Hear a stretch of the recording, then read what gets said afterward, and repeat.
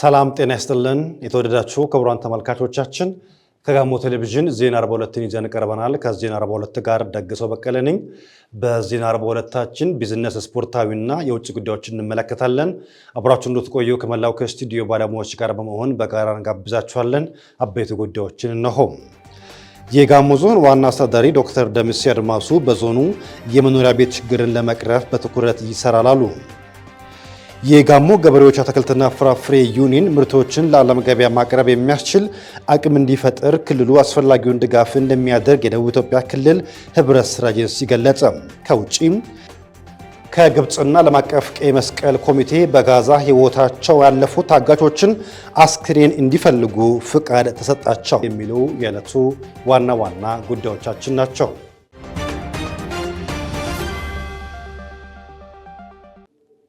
ክቡራን ተመልካቾቻችን አሁን ደግሞ በዝርዝር ወደምንመለከታቸው ዜናዎች እንሻገራለን። አብራችሁን ቆዩ። የጋሞ ዞን ዋና አስተዳዳሪ ዶክተር ደምሴ አድማሱ በዞኑ የመኖሪያ ቤት ችግር ለመቅረፍ በትኩረት ይሰራሉ። የጋሞ ዞን ከተማና መሰረተ ልማት መምሪያ የ2017 ዓ.ም ዓመታዊ አፈጻጸምና የ2018 ዓ.ም እቅድ ላይ ምክክር መድረክ አካሂዷል። ፋሲካ ጸጋይ ዝርዝር አላት። የጋሞ ዞን ዋና አስተዳዳሪ ዶክተር ደምሴ አድማሱ እንደገለጹት ጋሞ ዞን በክልሉ ከሚገኙ ምድብ 1 ዞኖች አንዷ ናት። ዞኑ በስሩ 14 ወረዳዎችና 7 ከተማ አስተዳደሮች መኖራቸውንም አመላክተዋል። በዞኑ የከተሞች ግንባታ ጉዞ ወሳኝ ምዕራፍ ላይ እንደሚገኝ የገለጹት አስተዳዳሪው በከተማና በገጠር ልማት መካከል ያለው ትስስር የኢኮኖሚ መነቃቃትን ለማምጣት የባለድርሻ አካላት ሚና አስፈላጊ መሆኑን ጠቁመዋል። በዞናችን በተለያየ ፓርቲ ደረጃ የሚገኙ የከተሞቻችንን የወደፊት ሁኔታ በመቅረጽ ረገድ ያደረግነውን እድገት ለማሰላሰል የኢኮኖሚ እድገትና ማህበራዊ ለውጥ ሞተር ሆነው እንደሚያገለግሉ ሁሉን አቀፍ ጠንካራና ዘላቂ ከተሞችን ለመገንባት ያለንን ቁርጠኝነት ለማጠናከር ያለመ ነው። በመሆኑም ዞናችን በከተሞች ግንባታ ጉዞ ወሳኝ በሆነ ወቅት ላይ ይገኛል። በከተማና በገጠር ልማት መካከል ያለው ትስስር የምርጫ ጉዳይ መሆኑን በመረዳት አስፈላጊነቱን በእጅግ በማመን በእንቅስቃሴ ላይ እንገኛለን።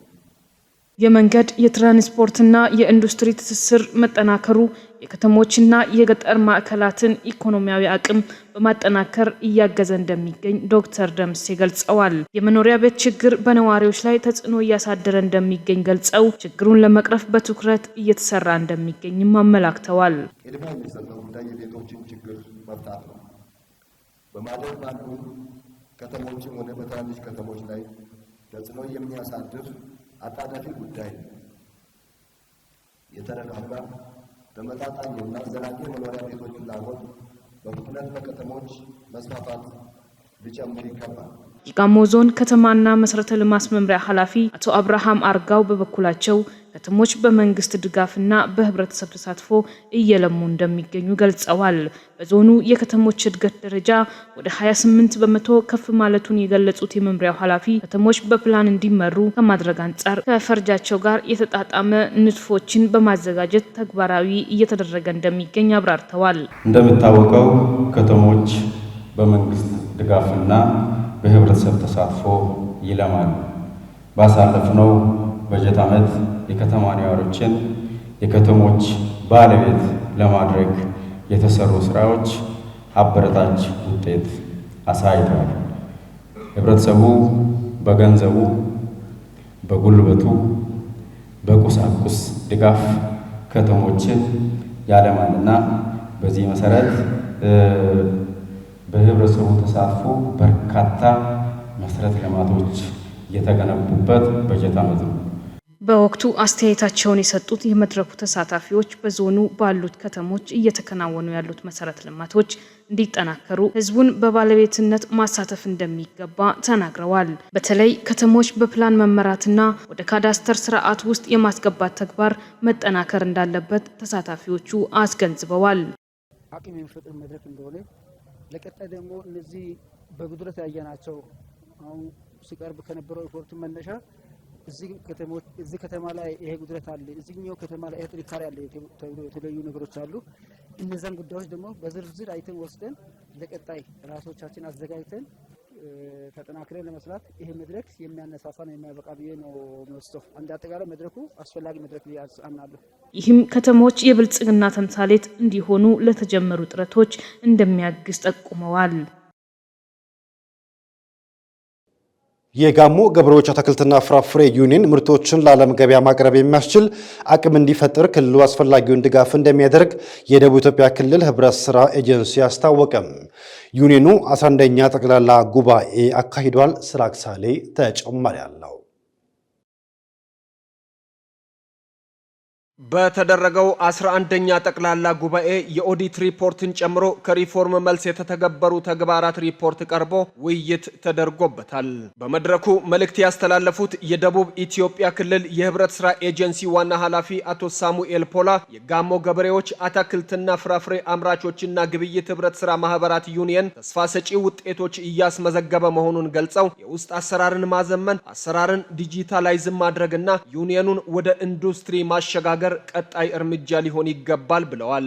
በተለይ የአካባቢው መለያ የሆነው ሙዝ በውጪ ገበያ ተመራጭና ተወዳዳሪ እንዲሆን መስራት ትኩረት ሊሰጠው ይገባል ያሉት አቶ ሳሙኤል ይህ እንዲጠናከር በዩኒየኑና በመሰረታዊ ህብረት ስራ ማህበራት መካከል ያለው ቅንጅታዊ አሰራር ተጠናክሮ መቀጠል እንዳለበት አሳስበዋል። ዩኒየኑና አባል ማህበራት ትስስራቸው እንደ ብረት የጠነከረ ሊሆን ይገባል።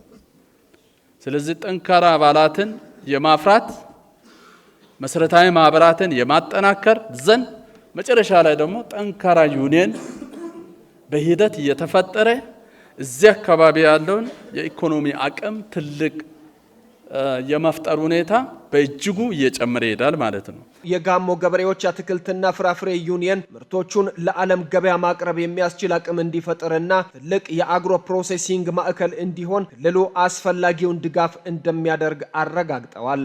በተለያዩ አውሮፓ ሀገሮች ላይ ተወዳዳሪ ሆነው በሀገር ውስጥ ግብይት ብቻ ሳይሆን በውጭ ግብይት ላይ ለምንድን ነው ማንሳተፈው የሚል ቁጭት ሊኖር ይገባል። የውጭ ገበያ ከማመቻቸት አኳያ የክልሉ ህብረት ስራ አስፈላጊውን ድጋፍ ያደርጋል።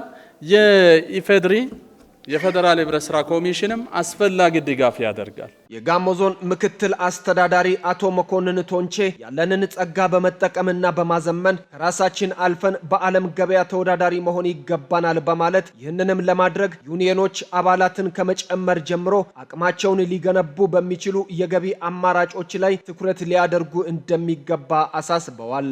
በተናጥል ከማምረት ተደምሮና በርከት ብሎ ማምረትና አቅምን አስተባብሮ ለተወዳዳሪነት መቅረብ ፋይዳው የጎላ ነው ያሉት የዞኑ ምክትል አስተዳዳሪ የፍራፍሬ ምርቶችን በቀጥታ ለገበያ ከማቅረብ ባለፈ እሴት በመጨመር በተለያየ መልኩ ለገበያ ብናቀርባቸው የአርሶ አደራችንን ህይወት ከመቀየር ባለፈ በሀገር ኢኮኖሚ ላይም ትልቅ ሚና ይኖራቸዋል ብለዋል።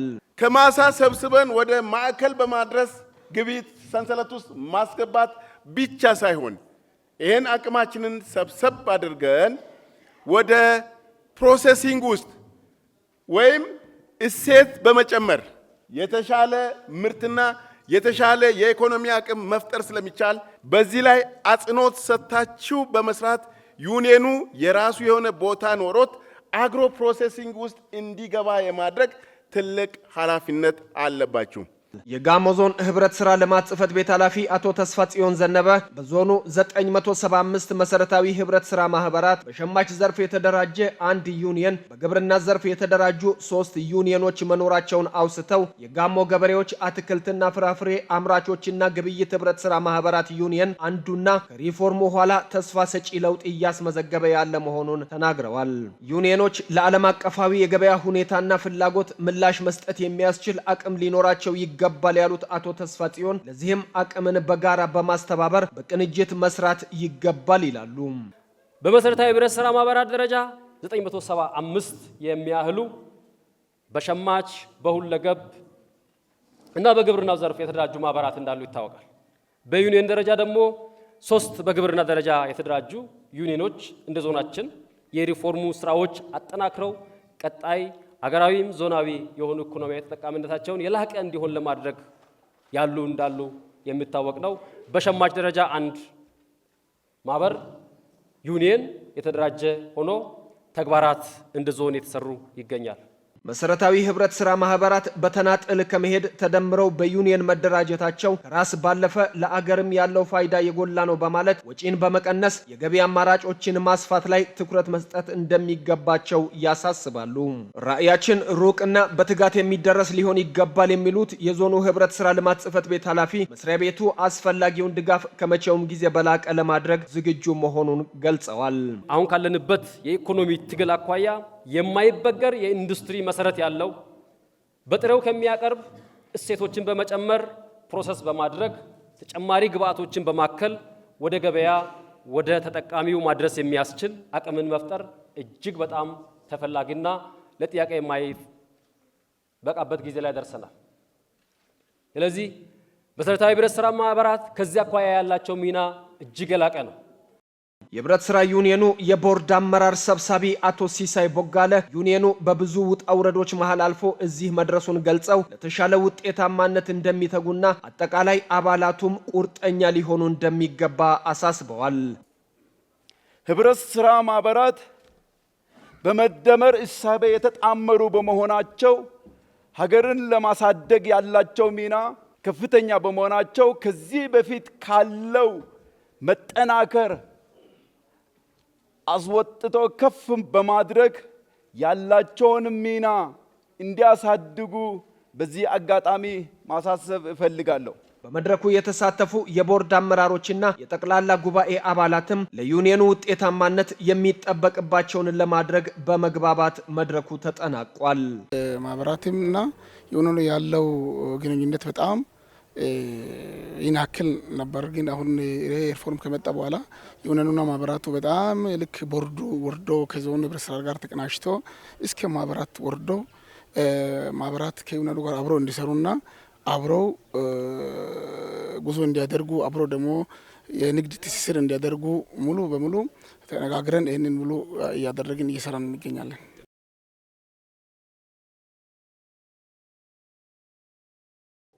የአርባ ምንጭ አጠቃላይ ሆስፒታል ዋጋው 150 ሚሊዮን ብር የሚገመት ኤምአርአይ የምርመራ ማሽን ማስገባቱን ገለጸ። ስራክሳሌ ዝርዝር አለው።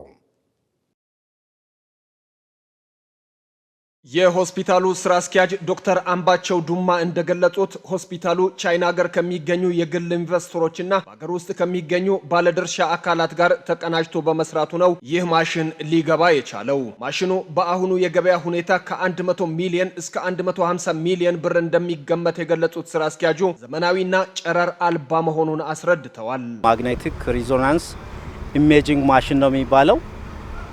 ይሄ ማሽን እንግዲህ ከቻይና ነው አሁን ወደ ሆስፒታላችን የገባው። ማሽኑ በመጀመሪያ ደረጃ ሆስፒታላችን ከቻይና ኢንቨስተርና ከስልክ ሮድ ሆስፒታል አዲስ አበባ ጋር በመናበብ አንድ ላይ በመሆን ማለት ነው ይሄንን በውል ይሄ ማሽን ወደ ሆስፒታላችን እንዲገባ ተደርጓል ማለት ነው። ማሽኑ በኮስት ደረጃ በጣም ውድ የሆነ ማሽን ነው። አሁን ያለውን ኤግዛክት ዋጋውን እንግዲህ ከ100 እስከ 150 ሚሊዮን ያክል ነው ወጪ የሚያወጣው የማሽኑ ወጪ ማለት ነው። ስለዚህ ሙሉ በሙሉ ማሽኑን ቻይና ኢንቨስተር ነው ያመጣው። ከሆስፒታሉ ጋር እንግዲህ ይሄ ፓብሊክ ፕራይቬት ፓርትነርሺፕ በሚል ሪሌሽን ማለት ነው። የልብ የጭንቅላት ውስጥ የደም መፍሰስና መርጋት፣ የአንጎልና የህብለ ሰረሰር፣ የሆድ ውስጥና የጀርባ አጥንት፣ የዲስክ ችግሮችን ጨምሮ ሌሎች በርካታ ከፍ ያሉ ምርመራዎችን ማድረግ የሚያስችል መሆኑን አስረድተው ተገልጋዩ ከዚህ ቀደም አገልግሎቱን ለማግኘት እስከ አዲስ አበባ ሪፈር ይደረግ እንደነበር አስታውሰዋል። በዋናነት አንጎልና ህብለ ሰረሰር ውስጥ ያሉ ችግሮችን በሰፊው ይለያል ማለት ነው። ከዛ ውጪ መገጣጠሚያ አካባቢ አጥንት አካባቢ ያሉ ችግሮችን በሰፊው የሚለይ በጣም የተሻለ ማሽን ነው ማለት ነው።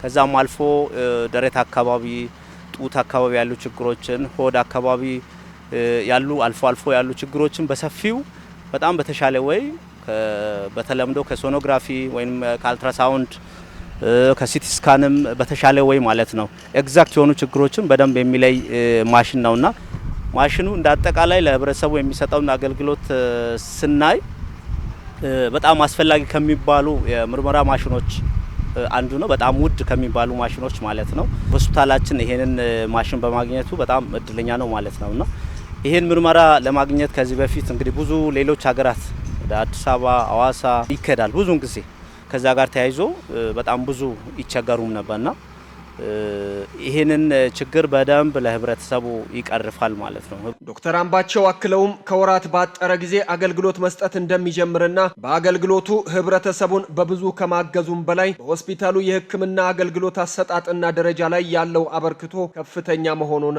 አውስተዋል። ቀጣይ በጤና ሚኒስቴር በኩል ደግሞ ይሄ ግምገማ ተደርጎ የሆስፒታሉ ደረጃም ጭምር እንዲሻሻል ስራዎቹን በእኛ በኩል ጀምረናል ማለት ነው። የሆስፒታሉ ዋና ሜዲካል ዳይሬክተር ዶክተር አዲስ ተስፋዬ የዚህ ማሽን መግባት የህክምና አሰጣጡን የሚያቀላጥፍ ከመሆኑም በላይ ተገልጋዩም በአቅራቢያው ከፍተኛ የሚባሉ ምርመራዎችን ማድረግ እንዲችል የሚረዳ ነው ብለዋል። የኤምአርአይ ማሽን 1.5 ቴስላ አጠቃላይ የሰውነት ምርመራ ማድረግ ይችላል። የነርቭ ምርመራ፣ የልብ ምርመራ እንዲሁም የጡንቻና የመገጣጠሚያ ምርመራዎችን ማድረግ የሚችል የተለያዩ የሰውነት ክፍሎቻችንን ምርመራ በዲቴይል ሆኖ ምርመራ ማድረግ የሚችል ማሽን ነው። ከፍተኛ ጠቀሜታ ያለው ነው። በዚህ መሰረት እንግዲህ የተሻለ ምርመራ መስጠት የሚችል ነው። ለታካሚዎች ምቹ ነው። ይሄ ማሽኑ ለታካሚዎች ምቹ ስንል አንደኛ የሚያመነጨው ሙቀት ዝቅተኛ ነው። ስለዚህ ታካሚዎችን ምቾት የማይነሳ፣ ሁለተኛ ደግሞ ብዙ ጊዜ ይሄ ኦፕን ቦር ያላቸው ማሽኖች ናቸው የኤምአርአይ ማሽኖች። ይሄኛው ግን ክፍት ነው። ስለዚህ አንዳንድ የፔሸንት አንዛይቲ ፍርሃት ነገር እንዳይፈጠር ከውጭ ወደ ውስጥ መግባት ሳያስፈልግ ማሽን ውስጥ ከውጭ ስካን አድርጎ የሚሰራ ዘመናዊ ማሽን ነው። የምርመራ ደረጃውንም ከፍ ያደርጋል። አጠቃላይ የሆስፒታሉን ሌቭል ከፍ ለማድረግ የዚህ ምርመራ መሟላት አስፈላጊ ነበረና ሆስፒታሉን ሌቭሉን ወደ ላይ ከፍ ለማድረግ የሚረዳ ነው። የሆስፒታሉ ምክትል ሜዲካል ዳይሬክተርና የቀዶ ጥገና ስፔሻሊስት ዶክተር በጋሻው መለሰ በማሽኑ መግባት መደሰታቸውን ገልጸው እንደ ባለሙያ የስራ ሞራልን የሚያነቃቃና ተገልጋይም የተሟላ አገልግሎት እንዲያገኝ የሚያስችል መሆኑን አብራርተዋል። ከቀዶ ሕክምና ጋር የተያያዙ ህመሞች በተለይ የጭንቅላት እጢ፣ የጭንቅላት ውስጥ ደም መፍሰስ፣ የአከርካሪ አጥንት ላይ ያለ የዲስክ መንሸራተት፣ የሆድ ችግሮች፣ ሌሎች ከአጥንት ጋር የተያያዙ ነገሮችን ለመርመር በጣም የሚያገለግል ብዙ ፋይዳ ያለው ማንን መንገላታት የሚቀንስ ብዙ ፋይዳ ያለው የምርመራ አይነት ነው። በሆስፒታሉ አግኝተን ያነጋገርናቸው ተገልጋዮችም ከዚህ ቀደም የዚህን ማሽን ምርመራ ለማግኘት እስከ አዲስ አበባና ሌሎች ሆስፒታሎች ይንከራተቱ ባላስፈላጊ ወጪ የሚጎዱ እንደነበር አስታውሰው አሁን ግን ይህንን ችግራቸውን የሚቀርፍ ማሽን በመምጣቱ መደሰታቸውን ገልጸዋል። የዚህ ማሽን መግባቱ ትልቁ አድቫንቴጅ ወይም ትልቁ መልካሙ ነገር ምንድነው?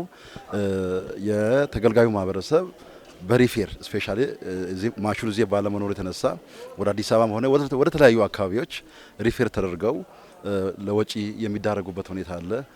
ህመምተኛ በሽተኛ ይዞ መሄድ አለ። ይህን በሽተኛ ሲወስዱ አስተማሚ ራሱ የሚታምበት ሁኔታ፣ መንገድ ላይ ያሉ ችግሮች፣ ትራንስፖርቴሽን እዛም ደርሶ ያለው ኮስቱ በጣም ቀላል አይደለም። ስለዚህ ይህን ጨምሮ እዚህ ብቻ ሁሉም አገልግሎቱ እንዲያገኝ ተደርጎ ይህ ማሽን መግባቱ ቅድም የጠቀስኳቸው ችግሮችን ብቻም ሳይሆን ያላቸውን ሕክምና በቅርበት እዚሁ መጥቶ ፎሎ አፕ ለማድረግም ጭምር ትልቅ አድቫንቴጅ፣ ትልቅ በር ወይም ትልቅ ጥቅም ያስገኝ ስለሆነ በጣም ጥቅሙ በጣም የሰፋ ነውና ብዙ ችግሮች አሉ። ያን ችግር ይቀርፋል የሚል እምነት አለን። ከዚህ በፊት ባለው ነገር እኛ ወደ ሐዋሳም ወደ አዲስ አበባም እየተባልን ለብዙ ወጪም እየተዳረግን ነበረ።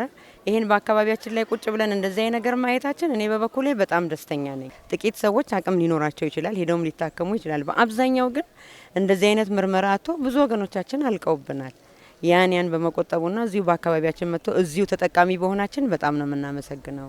የሆስፒታሉ ማኔጅመንት አካላት ከፍተኛ የሕክምና ባለሙያዎችን ጨምሮ ሌሎችም ሰራተኞች የዚህ ማሽን መግባት ለአካባቢውና ተጎራባቾች ትልቅ እፎይታ መሆኑን ገልጸው ለሆስፒታሉ አገልግሎት አሰጣጥና ደረጃ መሻሻልም ፋይዳው የጎላ እንደሆነ ተናግረዋል። ተላላፊ የሆነውን የዝሆኔ በሽታን መከላከል ትኩረት ሊሰጠው እንደሚገባ ተገለጸ። በቦረዳ ወረዳ የበሽታ መከላከያ መድኃኒት እደላ ዘመቻ ተካሂዷል። ዝሆኔ በትንኝ አማካኝነት ከሰው ወደ ሰው የሚተላለፍ በሽታ ነው። በዓለም ከ80 በላይ ሀገራት ውስጥ በሽታው እንደሚገኝ መረጃዎች ይጠቁማሉ። በተለይም ከሳራ በታች ባሉ የአፍሪካ ሀገራት በስፋት እንደሚገኝ ይገለጻል። የአካባቢ ንጽህና፣ ኬሚካል ርጭትና መድኃኒት መጠቀም መከላከያ ዘዴዎች ስለመሆናቸው ይገለጻል። በጋሞ ዞን ቦረዳ ወረዳ የበሽታውን ስርጭት ለመከላከል ተጋላጭ በሆኑ አካባቢዎች መድኃኒት እደላ ተካሂዷል። የወረዳው ምክትል አስተዳዳሪ አቶ ይስሐቅ ብርሃኑ በሽታውን ለመከላከል አጽንኦት ተሰጥቶ የተሰራ መሆኑን ጠቁመው በዘመቻ ሁሉንም የህብረተሰብ ክፍል ተደራሽ ለማድረግ ይሰራል ብለዋል። ይሄ በሽታ እንግዲህ እንደ አፍሪካ አብዛኞቹ ሀገራት ላይ ከሳብ ሰሃራ በታች ባሉ ሀገራት ላይ በስፋት የሚገኝ በሽታ ነው። ግን ትኩረት ባለመስጠታችን፣ ዋጋ ባለመስጠታችን ጉዳታቸውን ግንዛቤ ውስጥ ሳናደርግ ቆይተን ህብረተሰቡን ዋጋ ከሚያስከፍሉ በሽታዎች አንደኛው ነው ተላላፊ የሆነ በሽታ።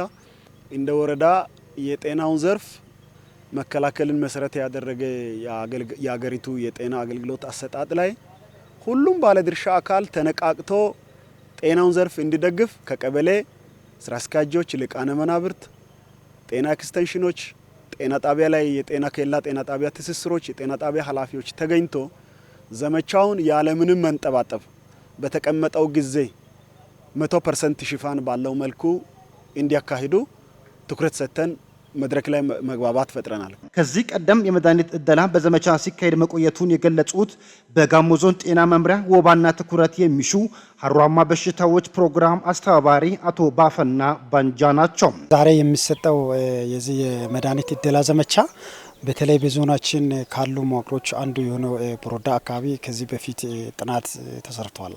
አክቹአሊ ዘመቻ ዛሬ 5 እና 6 ዓመታት በፊት ተከታታይ 1 ዓመት መድኃኒት እደላ ሰርቶ እንደገና ጥናት ተጠናና አሁንም በሽታው ከህብረተሰቡ መሀል የመሰራጨት እድል መኖሩ በጥናት ከተረጋገጠ በኋላ ድጋሜ አሁንም መድኃኒት እደላ የመጀመሪያና የሁለተኛ ዙር አስፈላጊ ስለሆነ ዛሬ የመጀመሪያው ዙር የመድኃኒት እደላ በተለይ ለዚህ እድሜያቸው ከ5 ዓመት በላይ ለሆኑት መስጠት ተፈልጓል። የዚህ በሽታ በተለይ የተጠቁ ሰዎች በተለይ በአንድ እግራቸው እብጠት ይታያል። ያው እብጠት ይታያል። ጡት አካባቢ እብጠት ይታያል።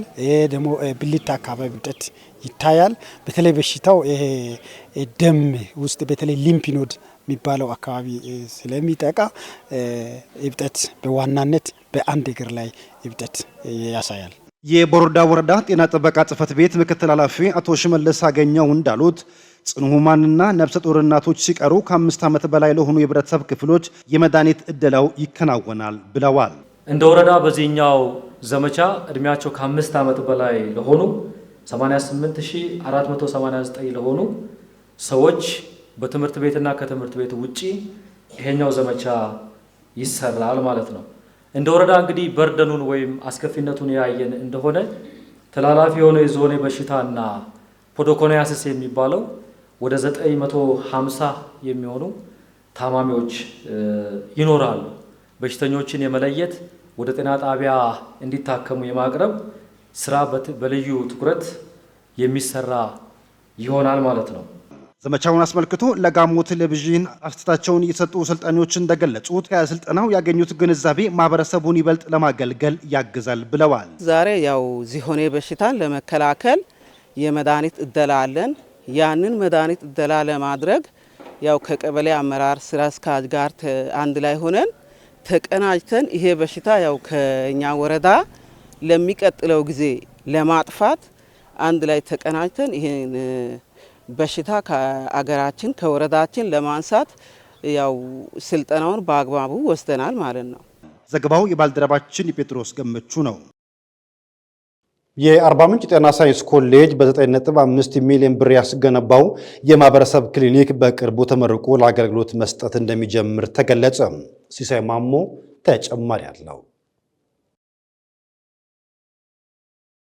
ከ28 ዓመት በፊት ነው የተቋቋመው። በጤና ዘርፍ መማር ማስተማር፣ ምርምርና ማህበረሰብ አገልግሎትን በማካሄድ ለድህነት ቅነሳዊ ድርሻውን ማበርከት ተቀዳሚ ኃላፊነቶቹ ናቸው። የአርባ ምንጭ ጤና ሳይንስ ኮሌጁም ለአካባቢው ብሎም ለኢትዮጵያ እስካሁን ከ15000 በላይ ተማሪዎችን ከ9 በሚበልጡ የጤና ትምህርት መስኮች በዲፕሎማ አሰልጥኖ አስመርቋል። በዚህም በሀገሪቱ በጤናው ዘርፍ የሰው ኃይል እንዲሟላ የድርሻውን እያበረከተ ይገኛል። የአርባ ምንጭ ጤና ሳይንስ ኮሌጅ ዲን ዶክተር አዳና አልቶ ለጋሞ ቴሌቪዥን እንደገለጹት ኮሌጁ በተለይም ባለፉት 4 ዓመታት በማህበረሰብ አገልግሎት ህብረተሰቡን ተጠቃሚ ማድረጉን ነው የሚያስረዱት። በአዋጅ ተቋቁሞ ኮሌጅ የሆነ ተቋም ነው። ስለዚህ ከጀመረበት ጊዜ ጀምሮ ተማሪዎችን በብቃት በጥራት ማሰልጠንና ለማህበረሰቡ የጤና ባለሙያ ሽፋንን በአግባቡ እንዲሸፍን በክልል ደረጃ እና አልፎ በሀገር ደረጃ ተልእኮን እየተወጣ ያለበት ተቋም ሆኖ ከዛ አልፎ ደግሞ ተቋሙ ያለው ተልእኮ የማህበረሰብን ችግር መፍታት በሚችልበት የሚሰሩ ምርምሮችን ማካሄድ፣ ምርምር ላይ መሰረት ያደረገ ወይም የማህበረሰብ ቁልፍ ችግሮች ላይ መሰረት ያደረገ ማህበረሰብ አገልግሎቶችን መስጠት ዋነኛው ተልእኮ ነው። በዲፕሎማ በ9 ዲፓርትመንቶች ነው ተቀብለን እያስተማርን ያለ ነው። በዲግሪ ደግሞ 7 ዲፓርትመንት ላይ ነው እያስተማርን ያለ ነው። የተወሰኑትን ለመጥቀስ ያክል የላቦራቶሪ ዲፓርትመንት፣ ፋርማሲ ዲፓርትመንት፣ ሚድዋይፈሪ፣ ነርሲንግ፣ ጤና መኮንነት፣ ፋሚሊ ሄልዝ እና ሄልዝ ኢንፎርማቲክስ የሚባሉ ዲፓርትመንቶች አሉ። ጤና መረጃ የሚባለው ማለት ነው። እስከ ዛሬ የተመረቁ ተማሪዎች ወደ 12500 በላይ ናቸው። ኮሌጁም በጋሞ ዞን አርባ ምንጭ ከተማና በዲታ ወረዳ ሞዴል የማህበረሰብ መድኃኒት መደብሮችን በመክፈት መድኃኒት በተመጣጣኝ ዋጋ ለህብረተሰቡ እያቀረበን እንደሚገኝ በአብነት ጠቅሰዋል። ይህም በተለይም በመካከለኛና ዝቅተኛ የኑሮ ደረጃ የሚገኙ የህብረተሰብ ክፍሎችን ተጠቃሚ ማድረጉን ያመለከቱት ሞዴል ፋርማሲዎቹ የራሳቸውን ወጪ በራሳቸው የሚሸፍኑ መሆናቸው ደግሞም አገልግሎታቸውን ዘላቂ እንደሚያደርግ ያስረዳሉ። ይሄው ጥረት በዚህ ዓመትም ተጠናክሮ መቀጠሉን ዶክተር አዳነ አመልክተዋል። ኮሌጁም በ9.5 ሚሊዮን ብር በአርባ ምንጭ ከተማ ያስገነባው የማህበረሰብ ክሊኒክ ግንባታው መጠናቀቁን ገልጸውም የውስጥ ቁሳቁስ ተሟልቶለት በቅርቡ አገልግሎት መስጠት እንደሚጀምር ዶክተር አዳነ ይናገራሉ። በማህበረሰብ አገልግሎት ዘርፍ ኮሌጁ ከዚህ በፊት ከሚያደርጋቸው ባልተለመደ ሁኔታ ባለፉት 4 ዓመታት ያከናወነ ያላቸው ነገሮች በእርግጠኝነት በከተማ ውስጥ ከተማዎችም ማህበረሰቡን የእርካታ ደረጃ ከፍ ያደረጉ በኢትዮጵያ ውስጥ ያልተለመዱ ተግባሮች ውስጥ አንዱ ምንድነው? ሞዴል ማህበረሰብ ፋርማሲ በጋሞ ዞንም ጀማሪዎችንን እዚህ ኮሌጅ በር ላይ ያስጀመርነው ነው። በርካታ ተጠቃሚ አለ። ከሁሉም ጤና ተቋማት እዚህ ከተማ ውስጥ ካሉት በዝቅተኛ ዋጋ ነው የምንሸጠው። ዲታ ወረዳ ላይ ዛዳ መታሰቢያ ሞዴል ማህበረሰብ ፋርማሲ ምንም ተጨማሪ ወጪ ሳናወጣ ከዛ ሪቮልቭ ከሚያደርግ ገንዘብ ከፍተን እዛም እረፍት እየሰጠ ነው ያለው። ማህበረሰቡን ያገለግላል። ማህበረሰብ አገልግሎት ኮር ያደረገ ነው። ሁለተኛ ተማሪዎች ገብተው ይሰለጥኑበታል። ሶስተኛ የመምህራንን ፍልሰት ይቀንሳል። ኮሌጃችን በጤና ሚኒስቴር አልፎም አፍሪካ ሀገራት እንደ ተሞክሮ ማዕከል አድርጎ ወደ 6 አፍሪካ ሀገራት ጤና ሚኒስቴር ላይ የሚሰሩ የተውጣጡ ኃላፊዎች መጥቶ ልምድ ልውውጥ አካሂዶ የሄዱበት ሂደት ነው። የኮሌጁ ምክትል ዲን ወይዘሮ ራሄል አበራ በበኩላቸውም የኮሌጁ ማህበረሰብ አገልግሎት የተቸገሩትን በመርዳት ጭምር እንደሚገለጽ ያስረዳሉ። የመማር አቅም የሌላቸው ወገኖች በኮሌጁ የሚያገኙትን ነጻ የጤና ትምህርትና ስልጠና ምክትል ዲኗ በአብነት ጠቅሰዋል። የመንግስት ጤና ተቋማት ባለሙያዎችን አቅም በመገንባት አገልግሎት አሰጣጣቸው እንዲጠናከር ኮሌጁ እያደረገ የሚገኘውን ጥረት ወይዘሮ ራሄል ይናገራሉ። ከቅርብ ጊዜ ወዲህ በጣም በማህበረሰባችን ልብ ውስጥ የቀረን ያክል ይሰማናል። የምናደርጋቸው የማህበረሰብ አገልግሎት ተግባራትን በጣም ሰው ተኮር የሆኑ ናቸው። አሁን ካለው የመንግስት ፖሊሲ አንጻርም እነዚህ ተግባራት የምናከናውነው አንድም በኮሌጅ ውስጥ ቀጥሎም ደግሞ ከኮሌጅ ውጪ ያሉ ማህበረሰብ አካላትን ተደራሽ በማድረግ ነው። ለአብነት ያክል አቅም የሌላቸው ድጋፍ የሚያሻቸው ተማሪዎች በገንዘብ ማጣት ምክንያት ትምህርታቸውን እንዳያቋርጡ የሚደረግላቸው ድጋፍ ነው። ሌላው በኮሌጅ ውስጥ የምንሰራው እስከ 250 ብለድ ዩኒት እዚህ ግቢ ከአርባ ምንጭ የደም ባንክ ቅርንጫፍ ጋር በጣም የጠበቀ ግንኙነት አለን። መምህራንን፣ አድሚን ስታፎችን በማስተባበር የደም ልገሳ ፕሮግራምም እንዲከናወን እናደርጋለን። በቂ ነው ብለን አናምንም። የአርባ ምንጭ ጤና ሳይንስ ኮሌጅ በከተማው ባስገነባው ማህበረሰብ መድኃኒት መደብር ተጠቃሚ መሆናቸውን አንዳንድ የአርባ ምንጭ ከተማ ነዋሪዎች ይናገራሉ። ኮሌጁ አገልግሎቱን በማስፋት ይበልጥ ህብረተሰቡን ተጠቃሚ እንዲያደርግም ጠይቀዋል። አሁን እዚህ የሚሸጠው የመድኃኒት እንትንና ውጭ የሚሸጠው አንድ አይደለም። እዚህ በጣም የሚቀንሰው ያለውም መጥቶ እንትን ይላል፣ የሌለውም ያው ተመጣጣኝ የሆነ ዋጋ ነው እዚህ የሚያገኘው ማለት ነው። ይቀንሳል ከሌሎች። አሁን ይሄ ለማህበረሰቡ መስፋፋት አለበት ብዬ አምናለሁ። የአርባ ምንጭ ጤና ሳይንስ ኮሌጅ የተቋቋመው በ1989 ዓ.ም ነው። በአርባ ምንጭ ከተማ መንግስታዊ ያልሆኑ ተቋማት ለትምህርት ጥራት የሚያደርጉት አስተዋጽኦ አበረታች መሆኑ ተጠቆመ። በከተማው 8.7 ሚሊዮን ብር በላይ ወጪ የተገነባ የመጀመሪያ ደረጃ ትምህርት ቤት ተመርቆ ለአገልግሎት በቅቷል። ለተበሪ ቴማ ዘገባ መስፍን ባንጃ። አርባ ምንጭ ከተማ አስተዳደር ረዳት የመንግስት ተጠሪ አቶ አብርሃም አምሳሉ እንደገለጹት የትምህርት ስራ የጋራ ጥረትን የሚጠይቅ ነው። አገልግሎት የጀመረው የአቡነ ጎርጎርዮስ ትምህርት ቤት ህንፃ የዞኑን የትምህርት ሽፋን ለማሳደግ ወሳኝ መሆኑን አመላክተዋል። ትምህርት ዋና የሚይዘው እንደ ኢትዮጵያ በተለይ አሁን አዲሱ ትምህርትና ስልጠና ፍኖተ ካርታ ላይ 4 ዋና ጉዳዮችን ነው የሚይዘው። ከዛ አንደኛው ህብረተሰብ ተሳትፎ ነው። ህብረተሰብ ተሳትፎ ስንል በመንግስትም ህብረተሰብ ይሳተፋል፣ በማዕድም ይሳተፋል። መንግስታዊ ያልሆነ ተቋማት አሁን እንደዚህ አይነት ትምህርት ቤቶቹ ላይ በገንዘብም በእውቀትም በአቅምም ይሳተፋል። አሁን ይሄ ተሳትፎ ነው ዛሬ የምናየው ትምህርት ቤት የምናየው። ግን ይሄ ትምህርት ቤት ሙሉ ነው ወይስ ብለን እንደ ባለሙያ ስናይ ብዙ ነገር ያስፈልጋል። ቅድም ያልኩትን ጥራት የጠበቀ ለደረጃው የበቃ በእውቀት በክህሎትና በስነምግባር የተካነ ትውልድን ለመፍጠር ካሰበን ግብአትን ማሟላት ነው ትልቁ ግብአት። የጋሞና አካባቢው ዞኖች ሀገረ ስብከት ማደራጃ መምሪያ ኃላፊ መላከ ገነት አባ ወልደ ማርያም በበኩላቸው ትምህርት ሀገር ተረካቢ ትውልድን ለማፍራት ያለውን ፋይዳ ያብራራሉ። በዚህ በአርባ ምንጭ ከተማ በሲቀላ ደብረ ኃይል ቅዱስ ገብርኤል እንዲሁም በሲቀላ ደብረ መንክራት ቅዱስ ሚካኤል አብያተ ክርስቲያናት፣ በደብረ ፀሐይ ቅዱስ ጊዮርጊስ ቤተክርስቲያን እንዲሁም በእድገት በር አቡነ ተክለ ሃይማኖት አንደኛ ደረጃ፣ በአቡነ ሰላማ ሁለተኛ ደረጃ ትምህርት ቤት ከፍታ እጅጉን ለህዝብ ተደራሽ በሚሆን መልኩ እየተንቀሳቀሰችና የልማት አጋዥ የመንግስትም ረዳት የሆነች ትገኛለች። የአርባ ምንጭ ዙሪያና ጋጮ ባባ ወረዳዎች ቤተ ክህነት ስራ አስኪያጅ መላከ ብርሃን አበባው ጌታኔ በበኩላቸው ማዕከሉ በዞኑ የትምህርት ስራን ለማገዝ እየሰራ መሆኑን ገልጸዋል። አሁን ትምህርት ቤቱ ወደፊት ማድረግ የሚገባው ነገር ምንድን ነው? ተወዳዳሪ ትምህርት ቤት ሆኖ መቀጠልና ማስቀጠል እንዲችል ከመንግስት ትምህርት ቤቶች ጋር በመግባባት ከመንግስት አካላት ጋር በመግባባት ከትምህርት ቢሮ ከሚመለከተው አካል ጋር በመግባባትና የልምድ ልውውጥ በማድረግ ትምህርት ቤቱ ተወዳዳሪ እንዲሆን የአቡነ ጎርጎርዮስ የመጀመሪያ ደረጃ ትምህርት ቤት ርዕሰ መምህር አቶ አባይኔ አቦዬ የትምህርት ቤቱ ግንባታ 8.7 ሚሊዮን ብር በላይ ወጪ መከናወኑን ጠቁመው 15 መማሪያና 5 አስተዳደር ክፍሎችን ጨምሮ ሌሎች ለመማር ማስተማር የሚያገለግሉ ክፍሎችን መያዙን አብራርተዋል። በአርባ ምንጭ አቡነ ጎርጎርዮስ ትምህርት ቤት በ2011 ዓ.ም መማር ማስተማር ስራውን ጀምሯል።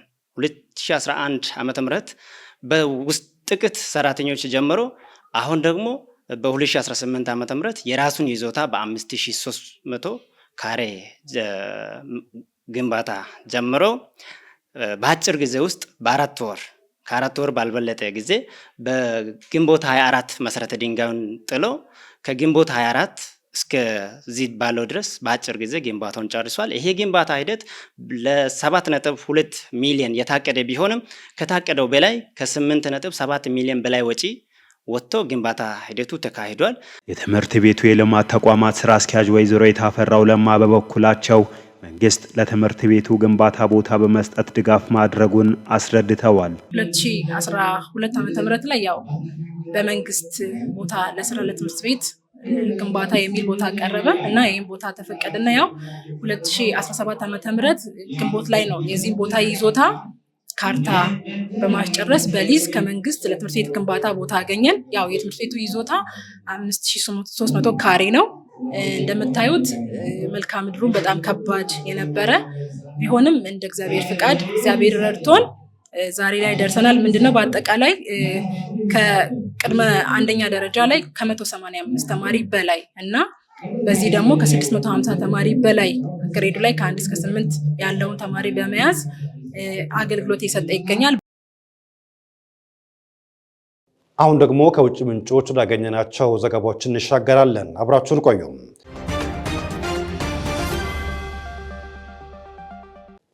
ከግብጽና ዓለም አቀፍ ቀይ መስቀል ኮሚቴ በጋዛ ሕይወታቸው ያለፉ ታጋቾችን አስክሬን እንዲፈልጉ ፍቃድ ተሰጣቸው።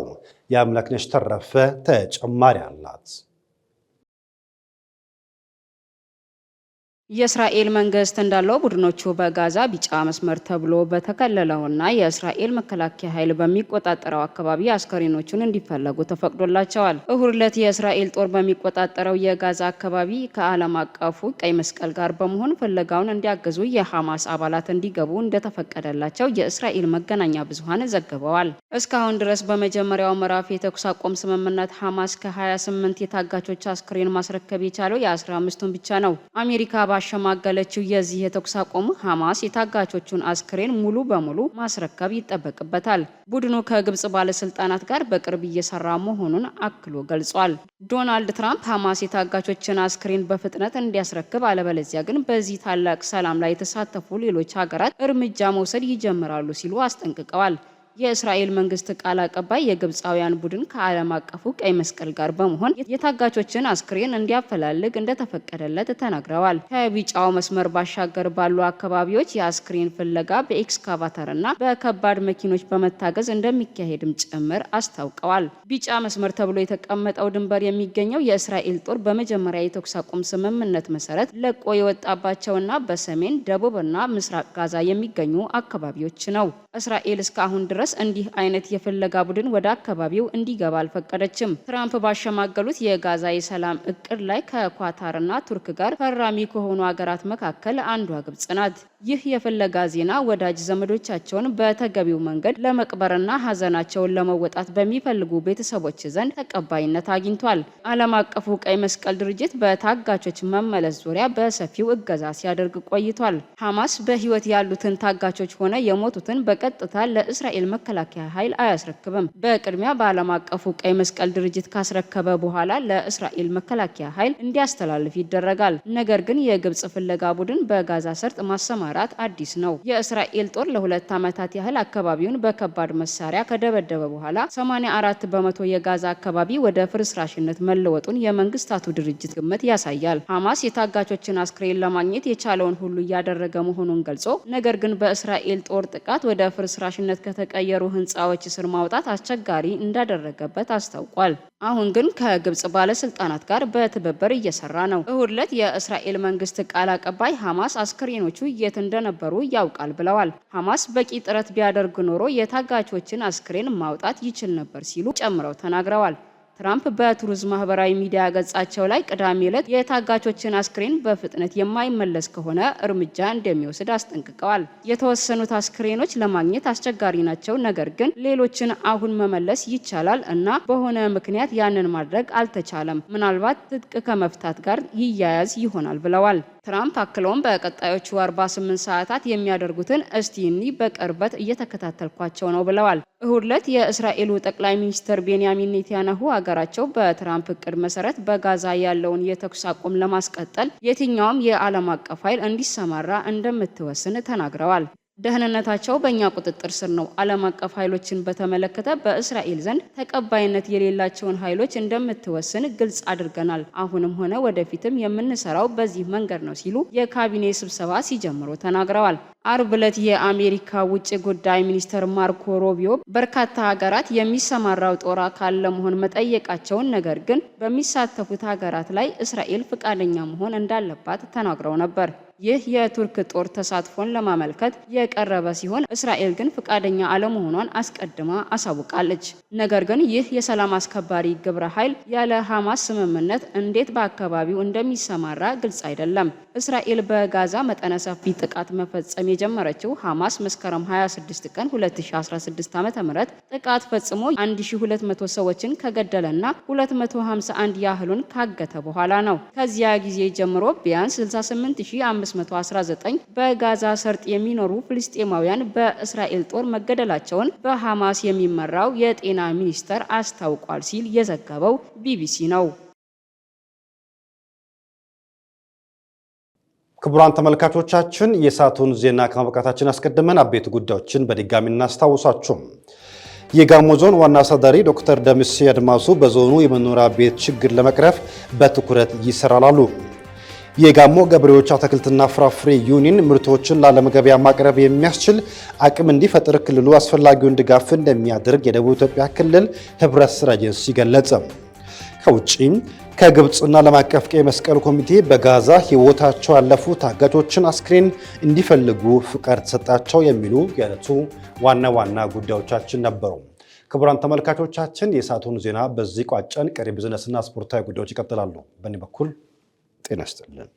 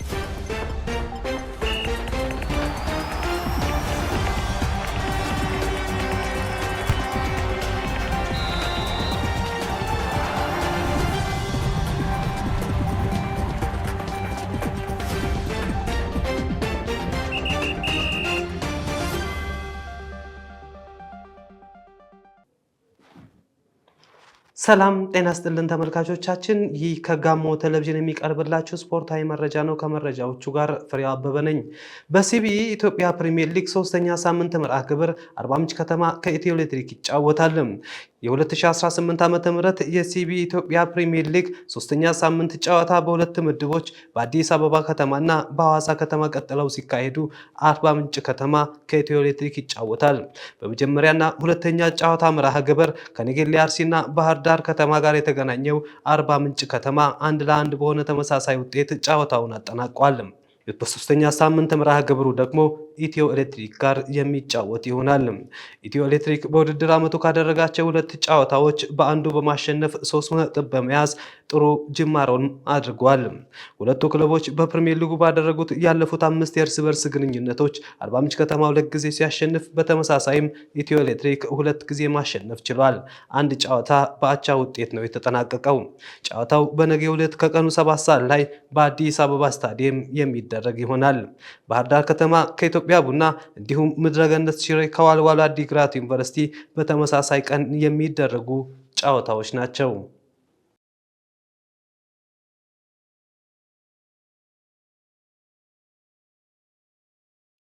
ስፖርታዊ ውድድሮች ሲካሄዱ ድጋፍ የሚያስፈልጋቸውን የማህበረሰብ ክፍሎች ታሳቢ ባደረገ መልኩ ሊሆን እንደሚገባ ተጠቆመም። የጭንቻ ዙሪያ ወረዳ ወጣቶችና ስፖርት ጽሕፈት ቤት ከነሐሴ ወር ጀምሮ ሲያካሂድ የነበረውን የክረምት ወራት የበጎ ፍቃድ አገልግሎት ደሳለኝ ጋልባክ መታሰቢያ ውድድር ፍጻሜውን አግኝቷል። ዝርዝር አለን።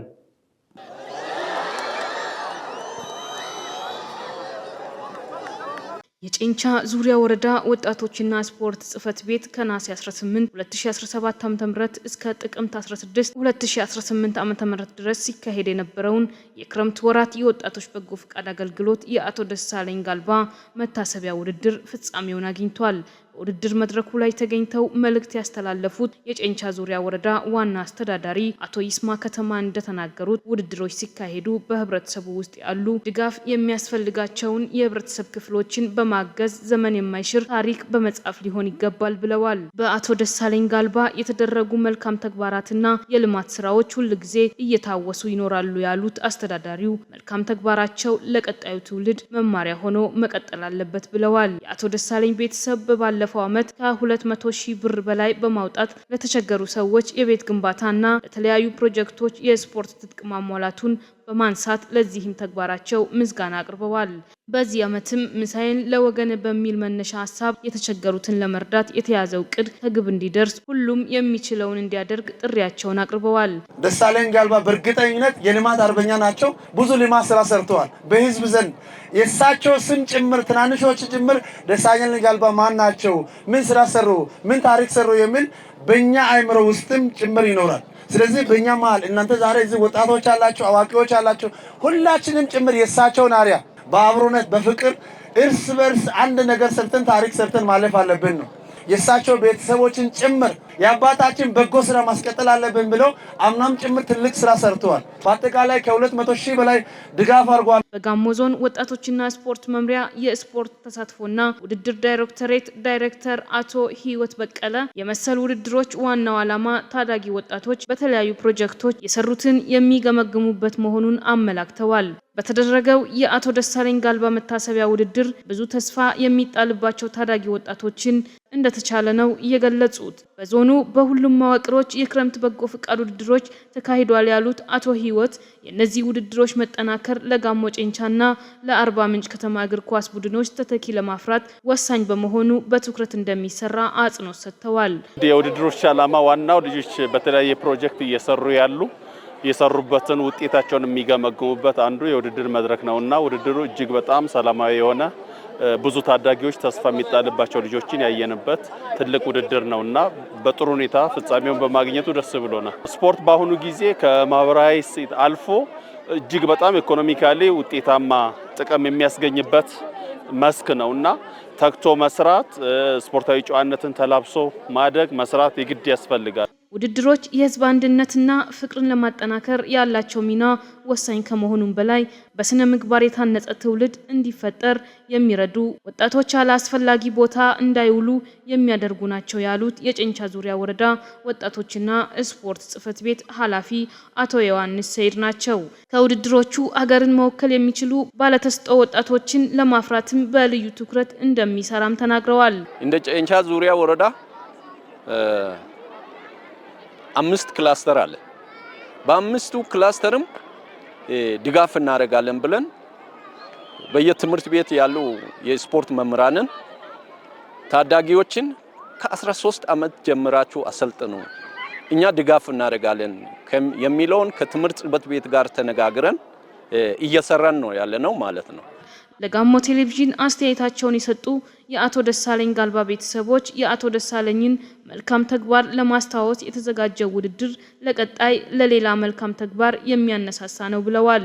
አክለውም ወጣቱ ሰፊ ድጋፍና ክትትል የሚያስፈልገው ከመሆኑ ጋር ተያይዞ አስፈላጊውን ትብብር እንደሚያደርጉ አስረድተዋል። ሁላችንም እንዳየነው በጣም ደስ የሚልና እኛንም ደግሞ የሚያበረታታን ከዚህ በኋላ በሰፊው ወጣቶችን ማገዝ እንዳለብን ሰፖርት ማድረግ እንዳለብን ልባችንን የሚያነሳሳ ስለሆነ በተጨማሪ በተጠናከረ መንገድ ከዚህ በኋላ ያለው ለመስራት ዝግጆች ነን። በሙሉ ልባችን በተለያዩ ዘርፎች ወጣቶችን ታዳጊዎችን ማገዝ እንዳለብን ያየንበት ስለሆነ በጣም ወደነዋል።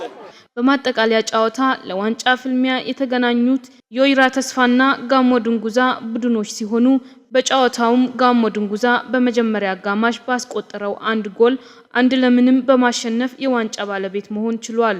ለአሸናፊው ቡድን ዋንጫና ሰርተፍኬት የተበረከተ ሲሆን ሁለተኛ ለወጣው የወይራ ቡድንና ሶስተኛ ለወጣው ለሻሌ ቡድን የስፖርት ትጥቅና ሰርተፍኬት ተበርክቶላቸዋል።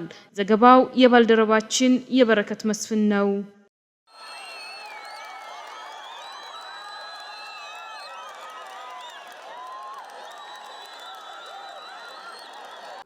የአዲስ አበባ ጃን ሜዳ ሀገር አቋራጭ ውድድር ተካሄደ።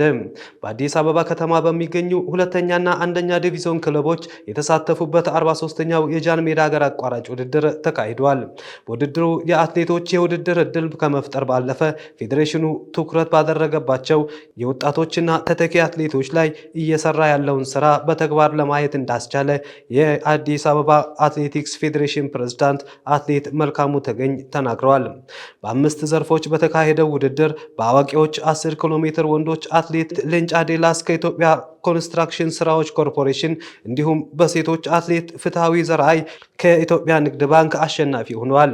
በወጣቶች ዘርፍ በሴቶች 6 ኪሎ ሜትር ውድድር አትሌት አለምነሽ ጥላኤ፣ በወንዶች 8 ኪሎ ሜትር ውድድር ኢዮብ ስመኝ በሁለቱም ከኢትዮጵያ ኮንስትራክሽን ስራዎች አሸንፈዋል። በድብልቅ 8 ኪሎ ሜትር ውድድር ኢትዮጵያ ንግድ ባንክ የወርቅ፣ ኢትዮ ኤሌክትሪክ የብር እንዲሁም መቻል ደግሞ የነሐስ ሜዳሊያ አግኝተዋል።